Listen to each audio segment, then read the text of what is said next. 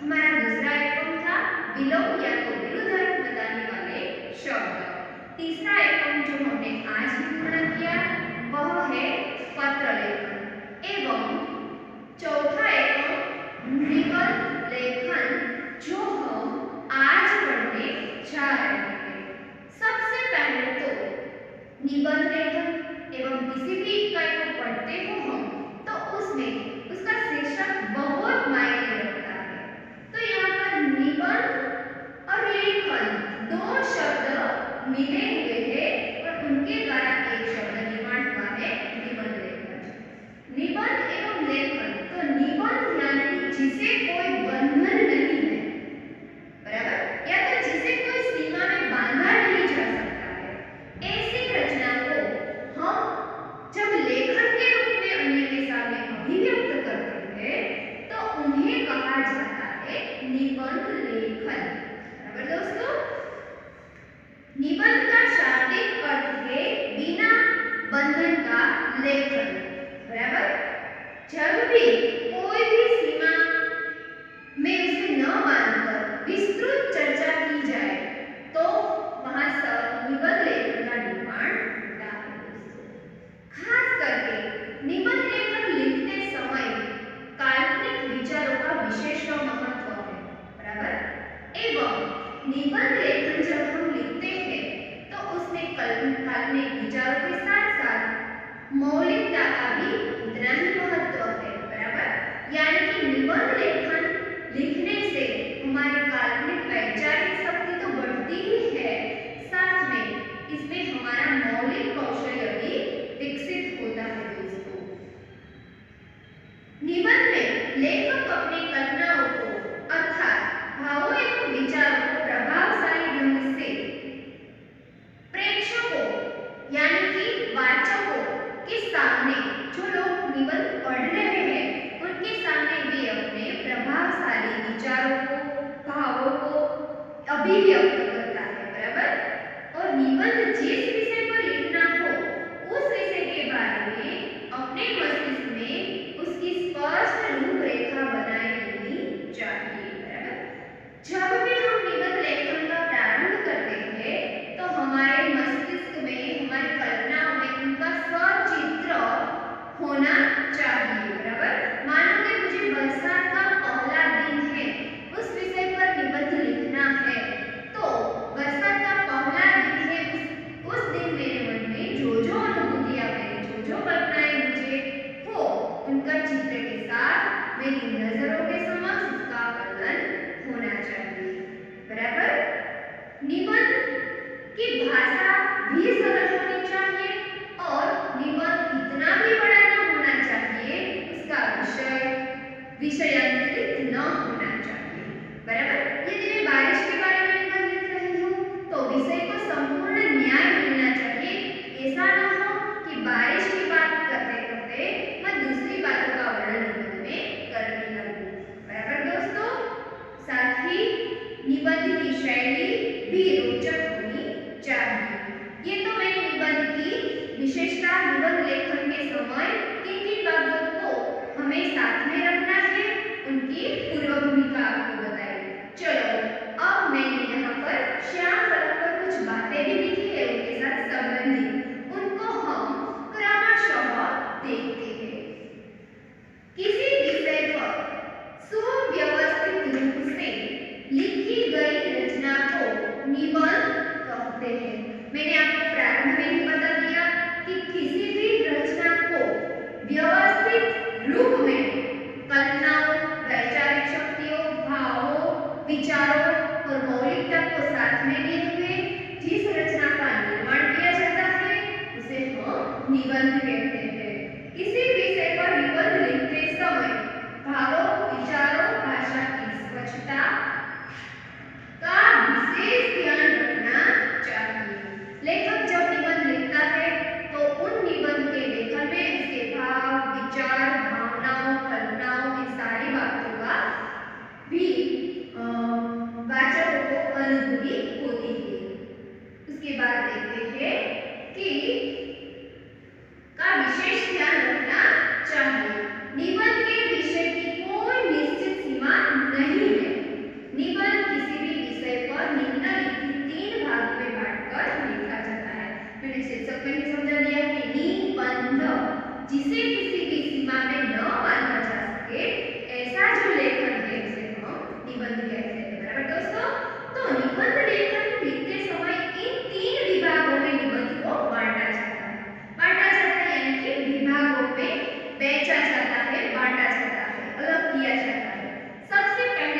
लेखन निबंध लेखन के मुख्य 3 भाग।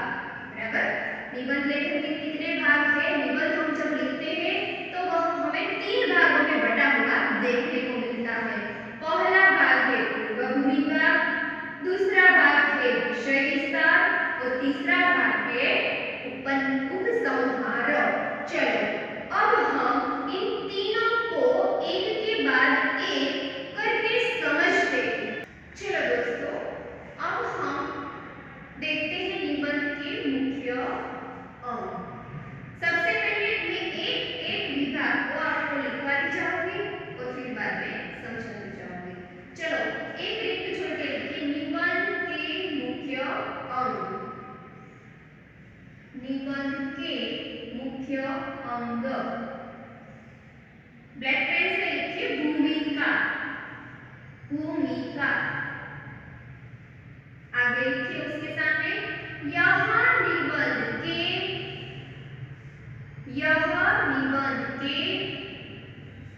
आरंभ में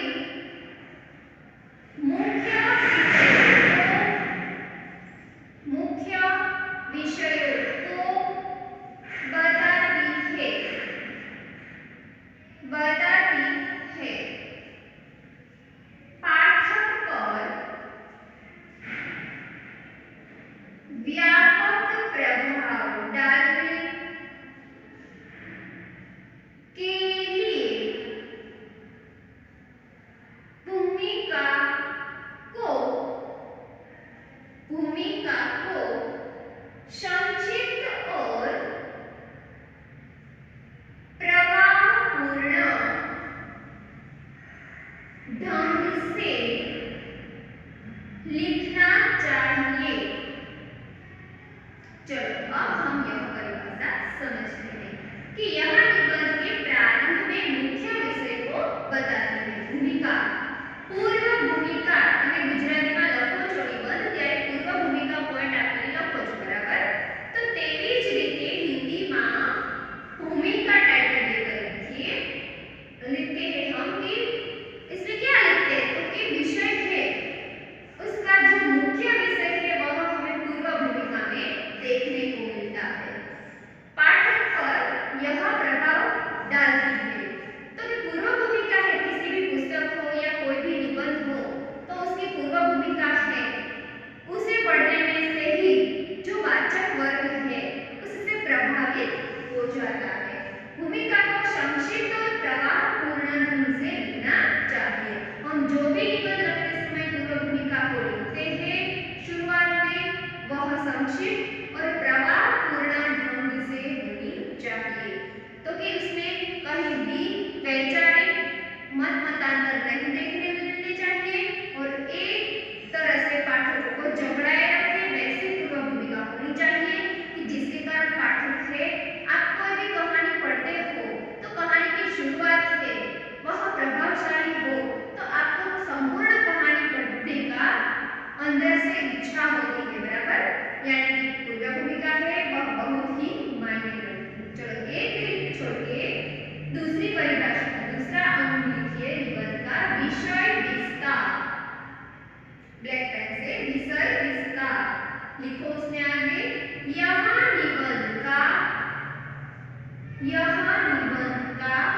मुख्य विषय यह निबंध का मुख्य अंग है। अल्पविराम, इसे लिखते समय यह ध्यान रखना, इसे लिखते समय यह ध्यान रखना चाहिए कि जिस विषय के बारे में चर्चा की जा रही है, अल्पविराम, उससे विचारों में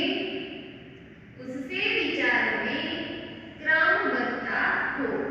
बराबर, विषय विस्तार में यहाँ पर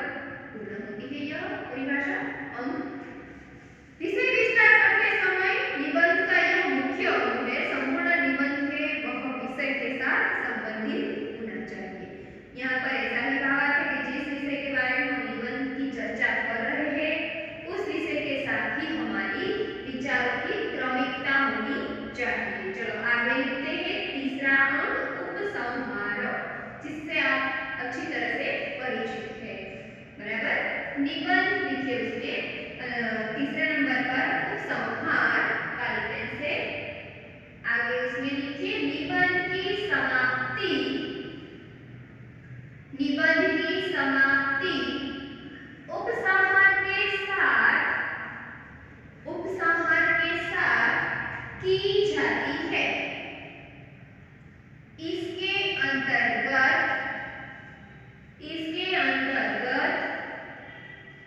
निबंध में प्रस्तुत तथ्यों के निष्कर्ष को सार रूप में लिखा जाता है। तो अंत में निबंध जब समाप्त होता है तब हम उपसंहार पॉइंट देकर संपूर्ण निबंध का सार उसमें लिखते हैं। बराबर दोस्तों, अतः निबंध में उपसंहार भी उतना ही महत्व है जितना ही भूमिका का। बराबर, यानी कि जो भी प्रस्तुत निबंध में तथ्य है उसका निष्कर्ष, उसका सार हमें उपसंहार में देखने को मिलता है। बराबर, अब हम आगे देखेंगे निबंध के प्रमुख प्रकार। आगे का पॉइंट लिखिए दोस्तों, निबंध के प्रमुख प्रकार। काली पेन से निबंध के प्रमुख प्रकार। उसमें इस प्रकार से आपको भी आकृति बनानी है। पहले प्रकार का नाम लिखिए विवरणात्मक निबंध। दूसरा वर्णनात्मक निबंध। तीसरा भेद है विचारात्मक निबंध और अंतिम भेद है भावात्मक निबंध। चलो पहला पाठ सीखिए उसमें विवरणात्मक निबंध। उसमें आगे लिखिए इन निबंधों के अंतर्गत कथा, अल्पविराम, दुर्घटना, अल्पविराम, यात्रा, अल्पविराम, संस्मरण आदि विषयों में विवरण दिया जाता है।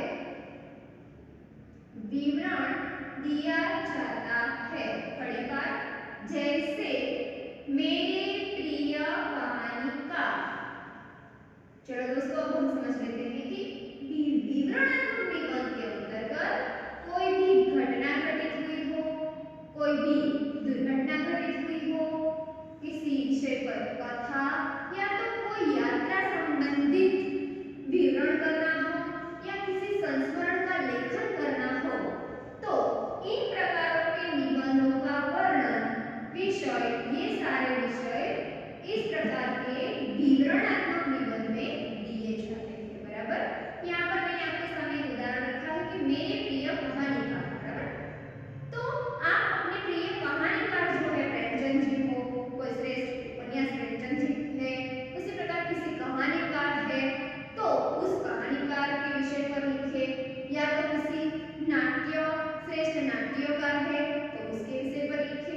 किसी भी विषय पर संस्मरण, किसी भी याद हो, किसी यात्रा, दुर्घटना, कथा, बराबर, के बारे में हम यहाँ पर विवरण करते हैं। चलो दूसरा प्रकार लिखिए वर्णनात्मक निबंध। उसके सामने लिखिए इन निबंधों के अंतर्गत स्थान, दृश्य, बीच में अल्पविराम करके जाना है आपको, स्थान, अल्पविराम, दृश्य, घटना आदि का वर्णन होता है। जैसे वसंत ऋतु, नौका विहार आदि। इसमें वर्णन का महत्व है। इस प्रकार के निबंध में वर्णन का विशेष महत्व है। किसी भी आपने आंखों देखी कोई घटना, दृश्य को देखा है, कोई घटना देखी है, किसी स्थान पर गए हैं मुलाकात के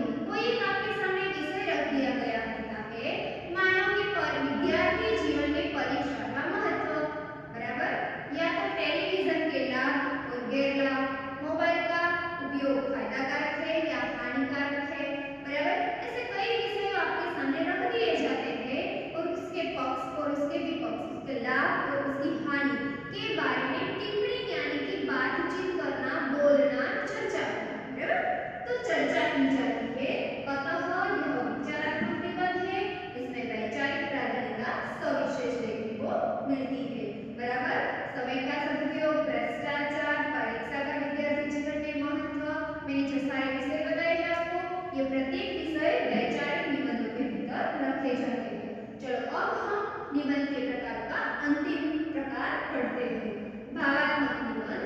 इसमें भावों की प्राधान्यता होती है।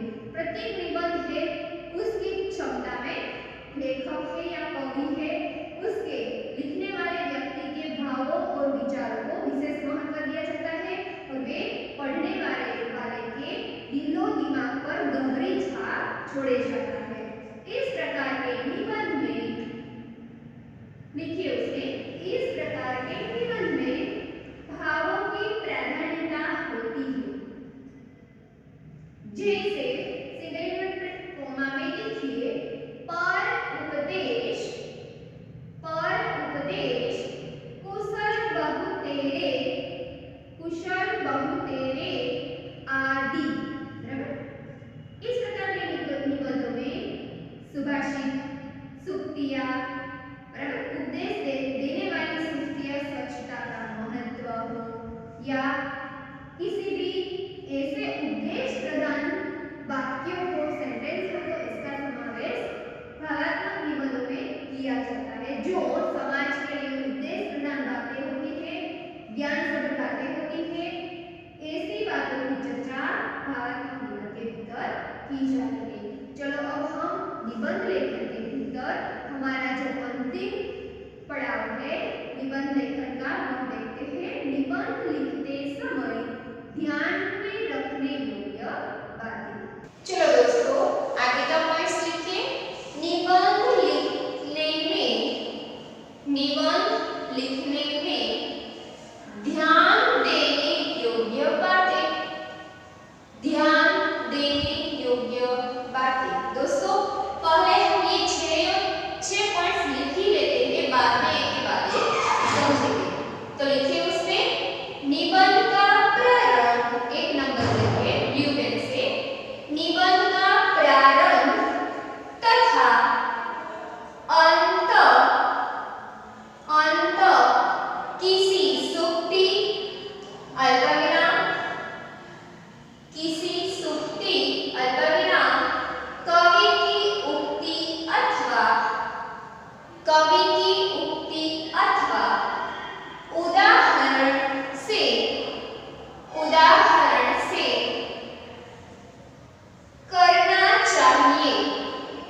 करना चाहिए। एक लिख छोड़ के लिखिए आगे 2 नंबर करके। निबंध की भाषा सरल, अल्पविराम, सुबोध, अल्पविराम, स्पष्ट होनी चाहिए। आगे लिखिए तीसरा पॉइंट, एक लिख छोड़ के, निबंध का विभाजन अलग अलग अनुच्छेदों में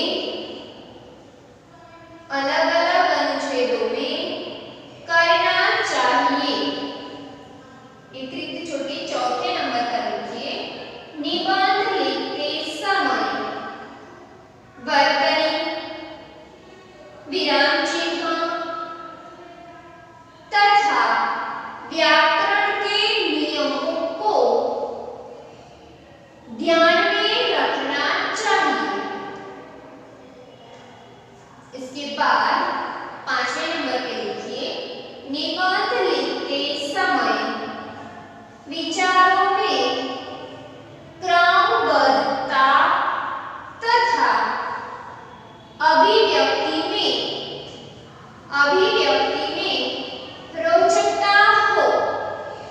रोचकता हो। अंतिम पॉइंट 6वें नंबर पर, निबंध में अप्रासंगिक तथ्यों को शामिल नहीं करना चाहिए। दोस्तों अब हम एक के बाद एक को समझते हैं। चलो पढ़ते हैं पहली बार। निबंध का प्रारंभ तथा अंत किसी सूक्ति, कवि की उक्ति अथवा उदाहरण से करना चाहिए। मैंने कहा ना कि कोई भी सुभाषित हो, कोई भी पंक्तियां हो छोटी छोटी, या तो किसी कवि के द्वारा रचित कोई उक्ति हो या तो कोई उदाहरण हो, उसके द्वारा